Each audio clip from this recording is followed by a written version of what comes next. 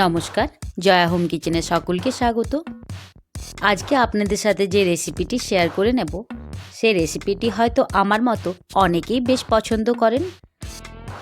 আর যারা পছন্দ করেন তারা একবার এইভাবে রেসিপিটি বানিয়ে দেখবেন, খেতে ভীষণ ভালো হবে। রেসিপিটি সম্পূর্ণ দেখার অনুরোধ রইল ও চ্যানেলটিকে লাইক শেয়ার সাবস্ক্রাইব করে এই ছোট্ট চ্যানেলটির পাশে থাকবেন।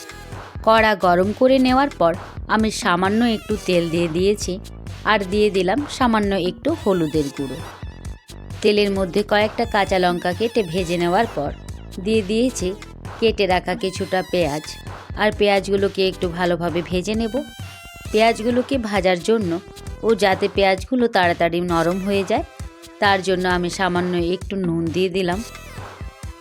খুবই অল্প সময়ের মধ্যে ও সহজেই এই রেসিপিটি তৈরি হয়ে যায়। আর গরম গরম ভাতের পাশে যদি এই রেসিপিটি থাকে তবে আর অন্য কোনো পদের প্রয়োজন হবেই না। এই একটা রেসিপি দিয়ে এক থালা ভাত অনায়াসেই খেয়ে নেওয়া যাবে। যারা এই রেসিপিটি পছন্দ করেন অবশ্যই একবার বাড়িতে এইভাবে বানিয়ে দেখবেন, ভীষণ খেতে ভালো লাগবে। পেঁয়াজগুলোকে বেশ ভালোভাবে ভেজে নেওয়ার পর আমি বেশ কিছুটা কাতলা মাছের তেল ভালোভাবে ধুয়ে ছোট ছোট করে কেটে পরিষ্কার করে রেখেছি। এবার পেঁয়াজের সাথে দিয়ে বেশ কিছুক্ষণ ভালোভাবে ভেজে নেব। মাছের তেলটা ডাইরেক্ট না দেওয়াই ভালো, তাতে তেলটা ফাটতে থাকে। ছোট ছোট করে কেটে রান্নায় ব্যবহার করবেন, এতে তেল ফাটার কোনো ভয় থাকবে না। এই মাছের তেল কার কার কাছে বেশ পছন্দের অবশ্যই তা কমেন্টের মাধ্যমে জানাতে ভুলবেন না। আমার তো বেশ ভালোই লাগে খেতে। গ্যাসের আঁচ লোতে রেখে কয়েক মিনিট ঢাকা দিয়ে রেখেছিলাম। বেশ অনেকটাই মাছের তেলের থেকে তেল বার হয়ে এসেছে। কয়েক মিনিট নাড়াচাড়া করে নিয়ে মাছের তেলের মধ্যে দিয়ে দেব ছোট ছোট করে কেটে রাখা কিছুটা বেগুন। মাছের তেলের থেকে যে তেলটা বার হয়ে এসেছে ওতে বেগুনগুলোকে দিয়ে মাছের তেলের সাথে বেশ ভালোভাবে বেগুনগুলোকে ভাজতে থাকবো। আর এক্সট্রা কোনো তেল না দিয়ে বেগুনগুলোকে মাছের তেলের সাথে বেশ ভালোভাবে নাড়াচাড়া করে মিশিয়ে ভেজে নেওয়ার পর দিয়ে দেব একটা ঢাকা। ঢাকা দিয়ে গ্যাসের আঁচ লোতে রেখে কয়েক মিনিট রান্নাটা হতে দেব।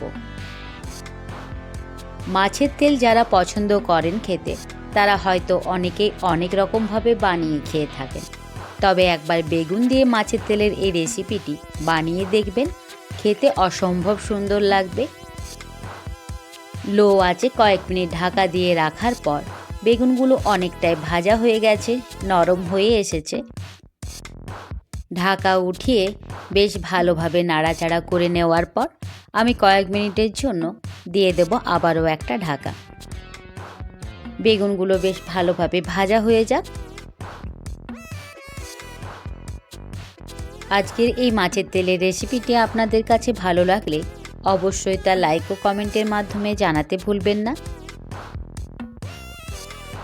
বেগুনগুলো পুরোপুরি ভাজা হয়ে গেছে, ঢাকা উঠিয়ে নিয়েছি। সামান্য একটু আবারও নাড়াচাড়া করে নিয়ে দিয়ে দেব পরিমাণ মতো নুন।